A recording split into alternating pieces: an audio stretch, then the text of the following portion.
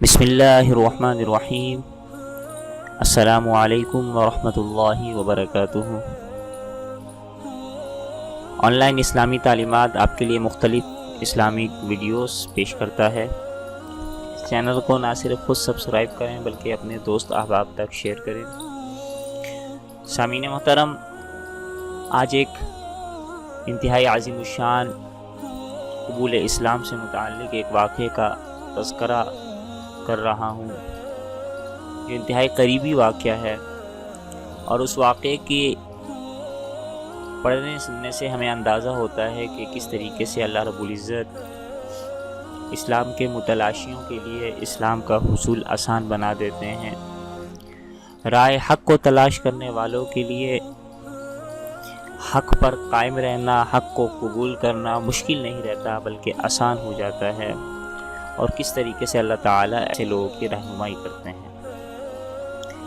یہ واقعہ پاکستان ہی کے علاقے ضلع جہلم کی تحصیل بغدادن خان کے ایک علاقے بوچھال کلاں کا ہے، جس کے قریب میں ایک چھوٹا سا گاؤں میانی تھا۔ اس میانی گاؤں میں پاکستان بننے سے قبل ہندو برادری آباد تھی، اور اس ہندو برادری کے افراد میں سے ایک 7ویں 8ویں جماعت کے ایک طالب علم نے اسلام قبول کیا۔ اس کی ایمان افروز داستان آپ حضرات کے سامنے ذکر کر رہا ہوں۔ وہ لڑکا جس کا نام کرشن لال تھا، 1922 میں ضلع جہلم کے ایک دور افتادہ گاؤں میانی میں پیدا ہوا۔ خاندان کے تمام افراد سناتن دھرمی عقائد کے مالک تھے، اور وہ لڑکا بھی شروع میں اسی عقائد و نظریات کا تھا، لیکن جب 8ویں جماعت میں پہنچا تو اس کا رجحان دین اسلام کی طرف ہونے لگا، اور اسی دوران بوچھال کلاں ضلع جہلم کے ایک عالم دین مولانا عبدالرؤف صاحب سے اس کی ملاقاتیں ہوتی رہی، اور متعدد نشستوں میں وہ اسلام کی حقانیت ان سے حاصل کرتا رہا۔ وہ لڑکا کہتا ہے کہ جب بھی مجھے اپنے آبائی مذہب، اپنے خاندان، اپنے بہن بھائیوں، اپنے والدین اور گھر بار کو چھوڑنے کا خیال میرے ننھے سے دل پہ آتا تو قیامت خیز لرزہ برپا کر دیتا۔ میرا معصوم سا ذہن ایسی سوچ سے لرز جاتا۔ جب بھی مجھے اسلام قبول کرنے کا خیال آتا، دل میں ماں اور بھائیوں کی محبت کا بہاؤ تیز ہو جاتا تھا۔ یہی وہ مسجد ہے جی جہاں 4 مارچ 1938 کو جمعے کے روز یہاں اسلام قبول کیا مولانا عبدالرؤف صاحب کے دست مبارک پر۔ اس کی وجہ یہ بنی کہ ہم ہر روز بھوچال سے گھر جاتے تھے، ہندو مسلمان بچے اکٹھے۔ ایک دن چھٹی پہ ہم جا رہے تھے تو آگے سے دیکھا کہ ایک مولانا تشریف لا رہے ہیں۔ ہم ہندو الگ ہو گئے، مسلمان ان سے ملے۔ جب مسلمان بچے مل چکے تو مولانا نے ہماری طرف دیکھا اور مجھے بلایا کہ بیٹا کرشن لال ادھر آؤ۔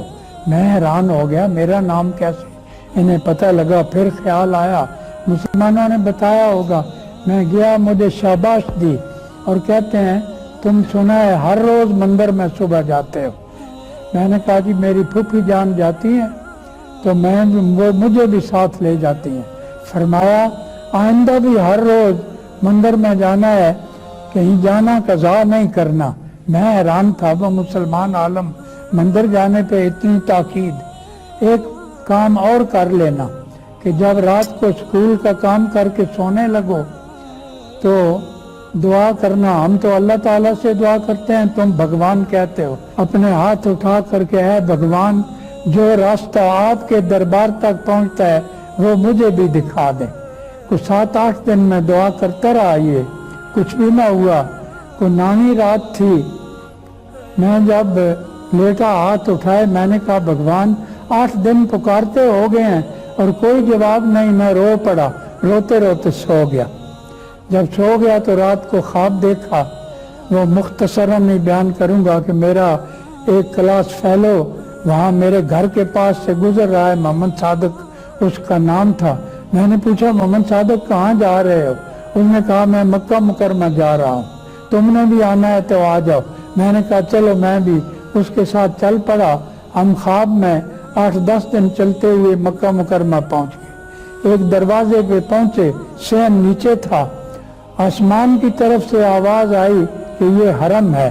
یہ حرم کا لفظ میں نے پہلی بار سنا۔ تو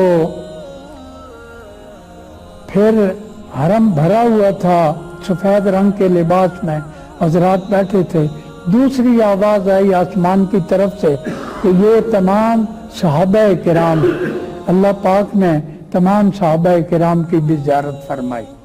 تیسری آواز آئی کہ وہ سامنے سیاہ پوش عمارت خانہ کعبہ ہے، نظر آ رہا تھا۔ چوتھی آواز تھی کہ خانہ کعبہ کے ساتھ نبی اکرم صلی اللہ علیہ وسلم تشریف فرما ہے۔ تو میں نے محمد صادق سے کہا کہ اب یہاں آئے ہیں، حضور کی خدمت میں حاضری دیتے جائیں، تم آگے لگ جاؤ، پہلے ملنا مسلمان ہو، میں ہندو ہوں، نمبر 2 پہ ملوں گا۔ ہم صحابہ کرام کے درمیان سے گزرتے ہوئے حضور صلی اللہ علیہ وسلم کی خدمت میں پہنچے۔ آپ حتیم سے کوئی 4-5 پتھر دور خانہ کعبہ کے ساتھ تشریف فرما تھے۔ محمد صادق نے جا کر مصافحہ کیا، آپ نے مصافحہ فرمایا۔ پھر وہ پیچھے ہٹا، میں آپ کی خدمت میں حاضر ہوا، ہاتھ بڑھائے، آپ نے مصافحہ نہ فرمایا۔ آپ تشریف فرما ہوئے اٹھ کھڑے ہوئے اور مجھے گلے لگا لیا۔ تو 2-3 منٹ گلے لگائے رکھا۔ مجھے بڑا لطف آیا کہ کتنا عظیم و شان پیغمبر ہے جو ایک ہندو بچے سے اس طرح معانقہ فرما رہے ہیں۔ جب معانقہ فرما چکے تشریف فرما ہوئے، عربی تو مجھے آتی نہیں تھی، اردو میں بات ہوئی۔ حضور نے فرمایا بیٹا کرشن لال تم کیسے آئے ہو؟ میں نے عرض کیا جی میں آپ کی خدمت میں اسلام قبول کرنے کے لیے حاضر ہوا ہوں۔ حضور کا چہرہ کھل اٹھا، یہ میرا ہاتھ اپنے دونوں مبارک ہاتھوں میں لیا اور پڑھا اشہد ان لا الہ الا اللہ وحدہ لا شریک لہ واشہد ان محمدا عبدہ ورسولہ۔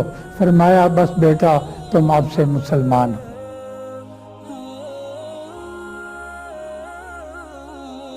میں نے فیصلہ کر لیا کہ آج بوچھال کلاں پہنچ کر قبول اسلام کا اعلان کر دوں گا۔ والدہ محترمہ نے جب صبح کو کھانا تیار کیا تو میں نے ان کے پاس بیٹھ کر کھایا۔ اس وقت دل میں جذبات کا ایک تلاطم برپا تھا۔ جانتا تھا کہ آج ہمیشہ کے لیے ماں اور بھائیوں سے جدا ہو رہا ہوں۔ پھر اس گھر میں جہاں زندگی کی کئی بہاریں دیکھی، شاید ہی قدم رکھنا نصیب ہو۔ بھائیوں کی محبت و شفقت نے مجھے مجبور کیا تو بہانے میں نے ان کے سر پر ہاتھ پھیر کر دل کو تسکین دی۔ اسی طرح ہیلے بہانے سے پیاری ماں کے قدم چھون کر ہدیہ عقیدت و احترام پیش کیا۔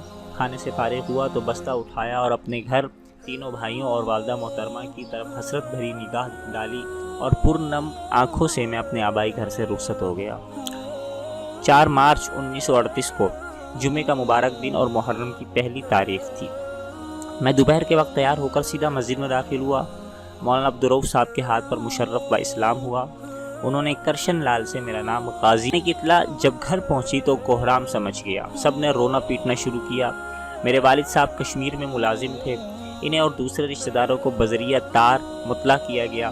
ابھی 3-4 روز بھی گزرنے نہ پائے تھے کہ والد صاحب نے دوسرے رشتہ داروں سے مل کر مولانا عبدالرؤف صاحب اور میرے ہیڈ ماسٹر ملک محمد طفیل پر مقدمہ دائر کر دیا کہ انہوں نے ہمارے نابالغ بچے کو ترغیب و ترہیب سے زبردستی مسلمان بنا لیا ہے۔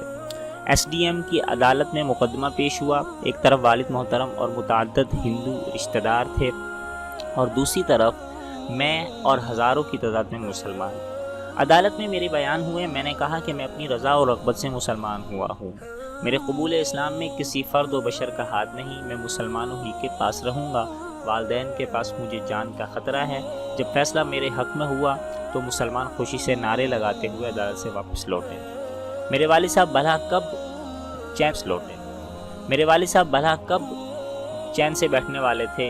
انہوں نے مختلف عدالتوں کا دروازہ کھٹکھٹایا مگر انہیں کہیں بھی کامیابی نصیب نہ ہو سکی۔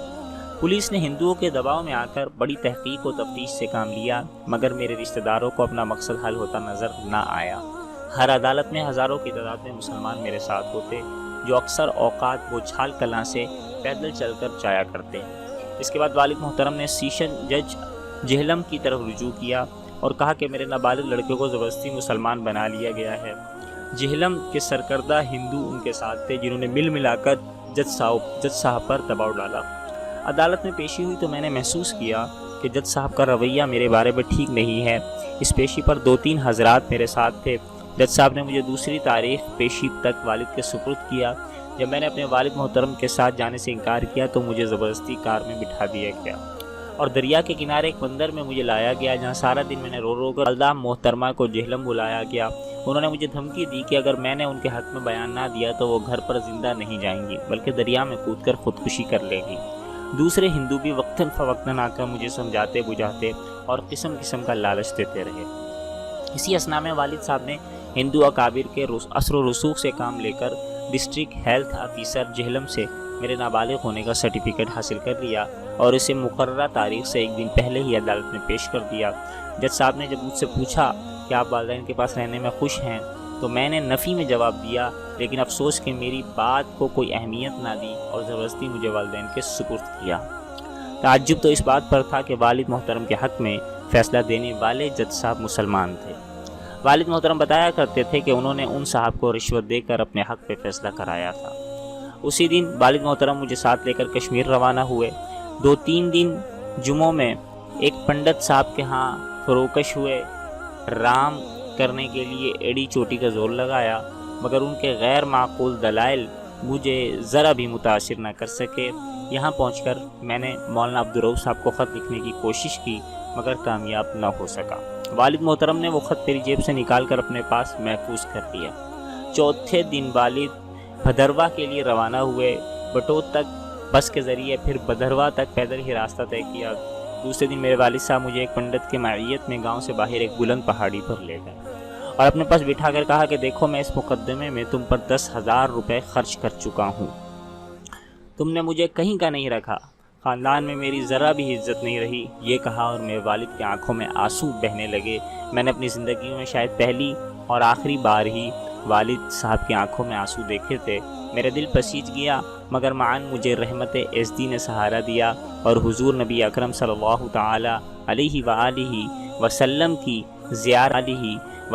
کی زیارت کے وہ تمام حالات میری آنکھوں کے سامنے گھومنے لگے۔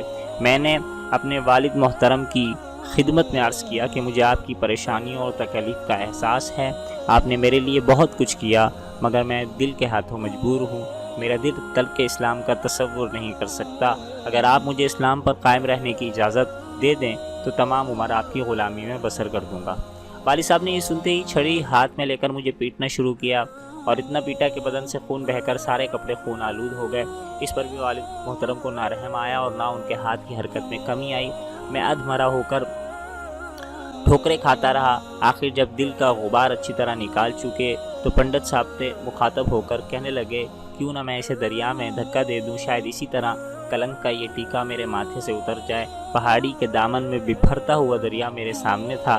اپنی موت کے خوف سے میں لرز گیا، مگر اللہ تعالیٰ کا لاکھ لاکھ شکر ہے کہ اس نے میرے پائے ثبات میں لغزش نہ آنے دی، اور میرے دل میں یہ خیال بار بار ابھرنے لگا کہ اگر والد مکرم نے مجھے دریا میں پھینکا تو میں اپنے پیارے نبی صلی اللہ علیہ وسلم کے بارگاہ اقدس میں حاضر ہو کر عرض کروں گا کہ میرے آقا آپ نے مجھے جو اسلام کی دولت بخشی تھی میں اس کو صحیح سالم لے کر حاضر ہو گیا ہوں۔ پنڈت صاحب جو مارے خوف کے کانپ رہے تھے، انہوں نے والد محترم سے کہا کہ بچہ ہے، بڑا ہو کر سمجھ جائے گا، آپ کوئی سخت اقدام نہ کریں۔ والد صاحب نے اس کی بات مان لی اور مجھے ساتھ لے کر چپ چاپ گھر کی راہ لی۔ گھر پہنچ کر والد نے خود میری مرہم پٹی کی۔ چھڑی کی مار اور بوٹوں کی انگنت ٹھوکروں سے جسم کا رواں رواں زخمی تھا، حتیٰ کہ ناک، منہ اور آنکھیں تک متورم تھی۔ تقریباً ہفتہ بھر بستر ہی پر دراز رہا۔ پھر والد محترم نے مجھے بھدرواہ ہائی اسکول میں داخل کرا دیا۔ میں ہندو لڑکوں کی نگرانی میں روز اسکول آنے جانے لگا۔ مسلمان طلباء کو میرے ساتھ بات کرنے کی اجازت نہ تھی۔ ہندو لڑکے ہی نہیں، ہندو اساتذہ بھی مجھے نفرت کی نگاہ سے دیکھتے تھے۔ یہ اسکول میرے لیے جہنم سے کم اذیت ناک نہ تھا۔ آخرکار میں نے دوست محمد نامی ہم جماعت سے تعلقات بڑھائے اور اس کے توسط سے مولانا عبدالرؤف صاحب کو خط لکھا اور بتایا کہ میں بفضل تعالی اسلام پر قائم ہوں۔ حضور نبی اکرم صلی اللہ علیہ وسلم کی دعاؤں کی برکت ہے کہ مجھے کوئی جسمانی تکلیف اسلام سے ہٹا نہ سکی۔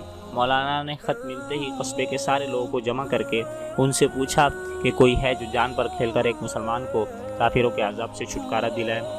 اس پر ایک غریب لیکن جذبہ شہادت سے سرشار شخص اٹھا اور اس نے اس خدمت کے لیے اپنے آپ کو پیش کیا۔ اس کا نام جان محمد تھا۔ جان محمد صاحب اسکول کے اوقات ہی میں بھدروا پہنچ گئے اور دوست محمد کی وساطت سے جب مجھے ان کی آمد کا پتہ چلا تو میں تفریح کے بعد روتا ہوا اپنے ماسٹر صاحب کی خدمت میں پہنچا اور کہا کہ میرے پیٹ میں سخت درد ہے، مجھے چھٹی عنایت فرمائی جائے۔ ماسٹر صاحب نے چھٹی دے دی۔ میں نے بستہ اٹھایا، چھپتا چھپاتا آنکھ بچاتا ہوا اسکول سے نکل آیا۔ جان محمد صاحب نے ایک مسلمان رہبر کو ساتھ لیا اور ہم بھدروا سے بھاگ نکلے۔ راتوں رات سفر کرتے ہوئے ریاست کشمیر سے نکل کر ریاست چمبا کی حدود میں داخل ہوئے۔ پھر مسلمان رہبر واپس ہو گیا۔ ہم تقریباً 60 میل سفر طے کر دوسرے دن صبح ڈھلوزی پہنچے۔ تھکان سے میرا برا حال تھا، کپڑے میلے اور پاؤں سوج چکے تھے۔ شام کو براستہ پٹھان کوٹ جب امرتسر پہنچے تو میں نے اپنا آبائی لباس اتار کر دوسرے کپڑے پہنے اور امرتسر سے کھیوڑا کی راہ بوچھال کلاں پہنچ گئے۔ بس اسٹینڈ پر لوگوں کا ایک ہجوم پذیرائی کے لیے موجود تھا۔ والد کو جب میرے فرار کا علم ہوا تو انہوں نے تمام راستوں کی ناکہ بندی کرنے کے لیے تاریں لگا دیں، لیکن جس راستے کو ہم نے اختیار کیا تھا وہ والد صاحب کے علم میں بھی نہ تھا، اسی لیے ہم بچ نکلے۔ چند روز بعد والدہ صاحبہ سے ملاقات ہوئی۔ انہوں نے اشک بار ہو کر فرمایا کہ بیٹا ہمیں اس قدر ذلیل ہی کرنا تھا تو پہلے بتا دیا جاتا تاکہ خرچ کرنے سے تو بچ جاتے۔ میں نے عرض کیا کہ اماں جی، میں نے تو آپ سے پہلے کہہ دیا تھا کہ میں اسلام کو ترک کرنے نہیں ہو سکتا، آپ میرے لیے کچھ نہ کریں۔ ہاں ویسے میں آپ کا غلام ہوں، آپ کی ہر خدمت میرے لیے سعادت کا موجب ہے۔ مجھے آپ کے وہ احسانات یاد ہیں کہ جب بھی میرے خاندان والوں نے مجھے ختم کرنے کی کوئی سازش کی تو آپ نے مجھے اس سے پہلے ہی مطلع کر دیا۔ اللہ تعالیٰ آپ کو خوش رکھے۔ میں نے والدہ صاحبہ سے صلح کر لی تھی اور اکثر والدہ محترمہ کی خدمت میں حاضر ہوتا رہتا تھا، مگر والد محترم کو میں نے 6 سال بعد دیکھا تھا۔ راستے میں اچانک آمنا سامنا ہو گیا، مگر وہ بغیر توجہ دیتے ہوئے میرے پاس سے گزر گئے۔ میں بھی انہیں بلانے یا ان سے ہاتھ ملانے کی جرت نہ کر سکا۔ 1947 میں تقسیم ملک کے موقع پر میرے خاندان کے تمام افراد ہندوستان چلے گئے اور میں اپنے مسلمان بھائیوں کے ساتھ پاکستان میں رہا اور اپنے آبائی مکان میں منتقل ہو گیا۔ 1950 میں والد صاحب کی وفات ہو گئی اور والدہ مکرمہ اور 3 بھائی امبالہ کے قریب ایک گاؤں میں مقیم ہیں۔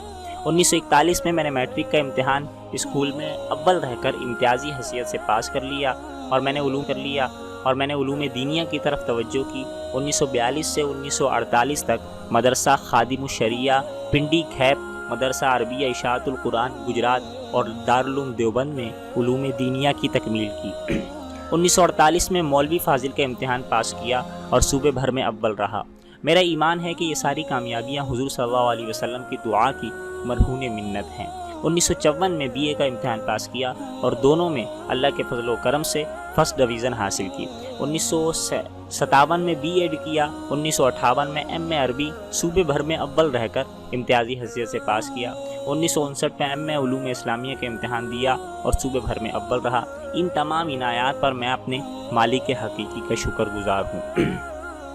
اسلام قبول کرنے کے بعد میں نے اپنے اندر ایک بہت بڑا ذہنی روحانی انقلاب محسوس کیا، ورنہ اسلام لانے سے پہلے میں ایک متوسط ذہن کا مالک تھا۔ اسلام کے سایہ عافیت میں پناہ لینے کے ساتھ ساتھ اللہ تعالیٰ نے دینی اور دنیاوی ترقی کے دروازے بھی میرے لیے کھول دے۔ اور دوسری بات جو میں نے اپنے علمی زندگی میں محسوس کی وہ نبی اکرم صلی اللہ علیہ وسلم کی دعاؤں کا اثر تھا کہ جنہوں نے مجھے اس قابل بنایا کہ میں اسلام کو قبول کرنے والا بنوں، اور میری زندگی کا یہ سب سے قیمتی سرمایہ ہے، اور انشاءاللہ قیامت کے دن یہی دعا میرے لیے نجات کا باعث ہوگی۔